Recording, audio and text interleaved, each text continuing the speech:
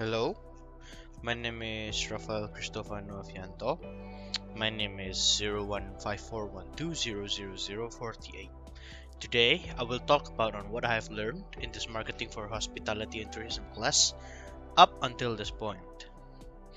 First, I will talk about the basics. I will explain about marketing.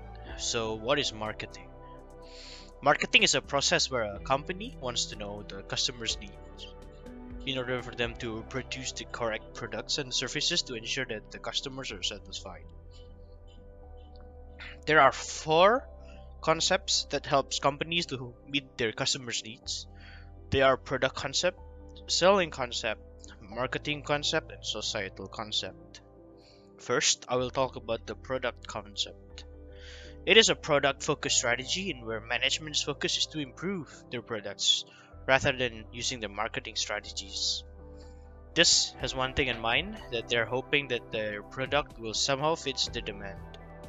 Secondly, it's called the marketing concept. This one is a little bit different than the product concept, where this concept applies the mindset where companies make products that can be sold or are currently in high demand, instead of playing safe and sell what they can make instead the company. With this concept, companies try to maintain relationship with customers and need to be able to convince that their product can fill the customer's needs. Thirdly, it's called the selling concept. This concept focuses more on promoting and selling the products.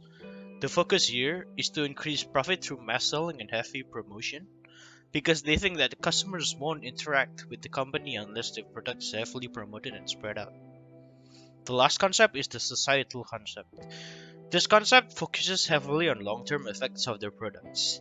The products have to fulfill the customer's needs, but also have to improve their welfare. This will leave good impact on the company's image towards the general public. Understanding these four concepts allows us to know more about our economy, from the traditional and old ways up until modern days that we live in now.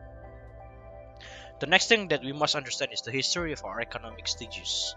It is divided into three stages: the agrarian economy, the industrialization economy, and the experience economy. The first stage is called the agrarian economy. It's called the agrarian economy because it is the oldest stage in our economy. It is the oldest because it goes all the way back when humans used to do agriculture and they are one with nature. The second stage is the industrialization economy.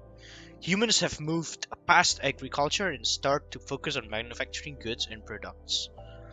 The third stage is the experience economy. It's called the experience economy because the companies stop focusing on goods, stop producing goods, and start to provide services for customers to etch a memory into the customer's mind. There are four realms of an experience. They are entertainment, educational, aesthetic, and escapist.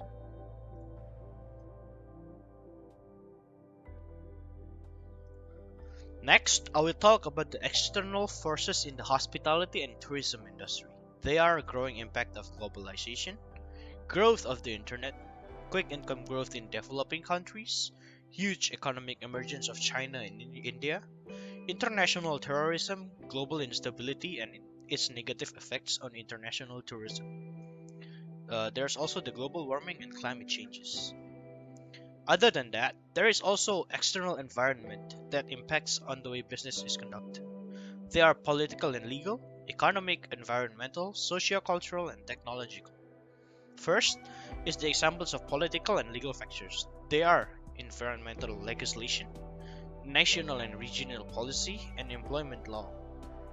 Next is the examples of economic factors. They are monetary and fiscal policy, interest and inflation rates, and consumer price index. Thirdly, examples of environmental factors are climate changes, rising sea levels, and waste disposal. Fourth, examples of socio-cultural factors are age profiles, social mobility, and population growth. And lastly, the examples of the technological factors. They are technological developments, development cycles, and production technology.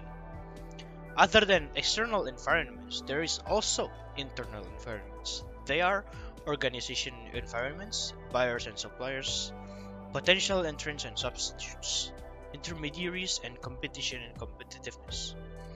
There are 5 keys that might impact this hospitality and tourism industry. The first one is globalization.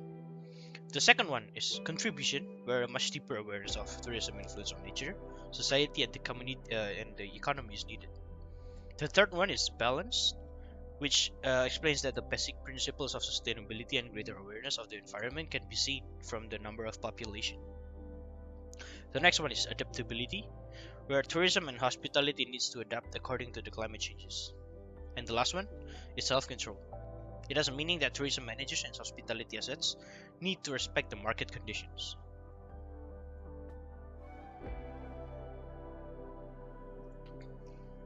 Chapter 2 is about marketing, hospitality, and travel services. So what is service marketing? Service marketing is a branch of marketing that specifically applies to the service industries. There are 6 generic differences. They are intangibility, production methods, perishability, distribution channel, cost determination, and relationship of services to providers. There are also 6 contextual differences. They are narrow definition of marketing, lack of appreciation of marketing skills, different organizational structures, lack of data on competitors' performance, impact on government regulations and constraints, and opportunities for non-profits. There are 5 unique approaches that are required, which are use of more than 4 Ps, greater significance of word-of-mouth information, more use of emotional appeals and promotion, increased importance of relationship with complementary organizations, and greater difficulties with new concept testing. The 8 differences of hospitality and travel services are more emphasis on off-peak promotions, easier copying of services, more variety and types of distribution channels, more dependence on complementary organizations, greater emphasis on stature and imagery, shorter exposure to services, more emotional buying appeals, and greater importance of managing experience clues. The unique relationships though between hospitality and travel organizations are 3. They are suppliers, carriers, and travel trade intermediaries, the destination mix concept, and visitors and residents. There are 4 fundamentals of the hospitality and travel marketing system, and they are strategic marketing planning, marketing orientation, difference between product and service marketing, and understanding the customer behavior. There are benefits though of using the hospitality and travel marketing system. There are priority on planning, logical flow of efforts, and better balance of marketing activities. Chapter 3 is about collaboration. Collaboration is a strategic necessity where both industries can be characterized by interdependence, many very small players, and fragmentation of markets. There are 5 key characteristics of the collaboration process. They are stakeholders are independent, solutions emerge by dealing constructively with differences, joint ownership of decisions is involved, stakeholders assume collective responsibility, collaboration is an emergent process. With collaborating, companies seek to achieve a greater goal by collaborating and using their powers together. This is called a collaborative advantage, where the outcomes are way better than what would have been achieved individually.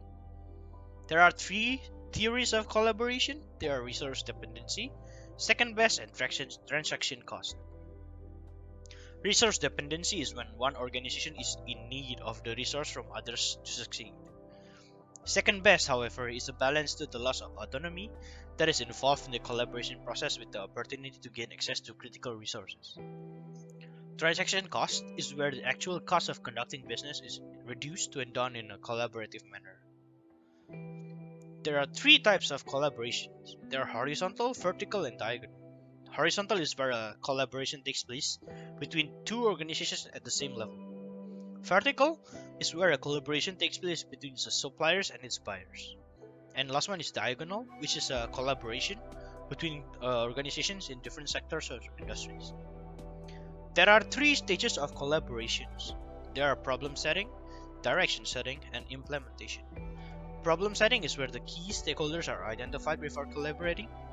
Direction setting is where the stakeholders identify and share their individual values and goals before identifying their ambitions and desired outcomes, hence direction. Implementation is where the collaborating stakeholders institutionalize their common agenda and put in place structures and processes to achieve their goals.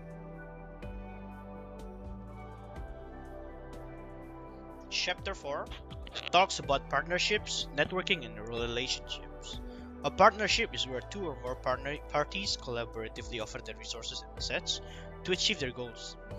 There are also contracts that explain the responsibilities of each party and their respective stakes. There are three kinds of partnerships in tourism, which are trends with benefits, frequent issues, and an emerging threat. Public-private partnerships in tourism are important for the development of sustainable tourism. With these, many destinations could have the ability to offer unique resources and obtain the benefits of fruitful collaborations.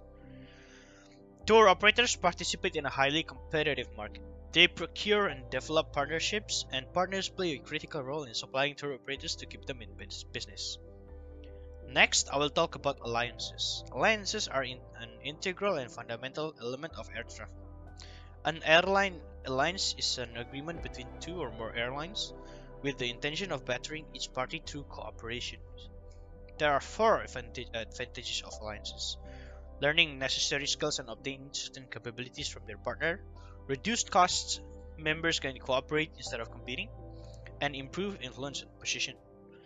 But there are also disadvantages of alliances.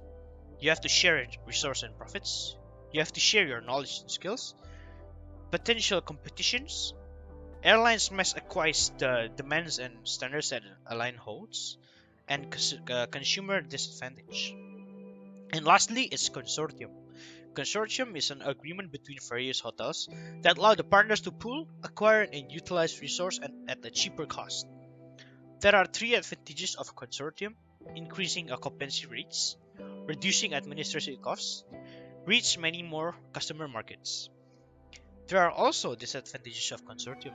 You have to incur operational costs, internal conflict may arise between the consortiums, and expect marketing costs. Lastly is chapter 5. It's all about technology. Technology has reached all aspects of our life, and it's almost impossible for life to progress without technology. Marketing nowadays also involves technology in these modern days. There are a few applications used in hospitality and industry. There are computerized point of sale or POS systems. It's a combination of software and hardware that allows sellers to take transactions and simplify key day-to-day business operations. Next one is the Property Management System or PMS. It's a computerized system that facilitates the management of hotel properties. One of the examples of technology adoption are the use of radio frequency identification or RFID, which is the most popular one. Information communication technologies or ICT plays a major role in hospitality and tourism industry. ICT is a technology that is involved in stages of information accumulation, analysis, communication, and dissemination. Web 2.0 can be considered a huge virtual community where people can participate and interact based on commonality of interest. One of the major developments as a result of Web 2.0 is the advent of social media websites. People now look from social media websites instead of physical evidence and information such as books, newspapers, and many more. Big data analytics is the ability to collect, process, analyze, and transform large datasets from terabytes up to yottabytes. Using big data enables AI or artificial intelligence to precisely predict customers' behavior and decision making.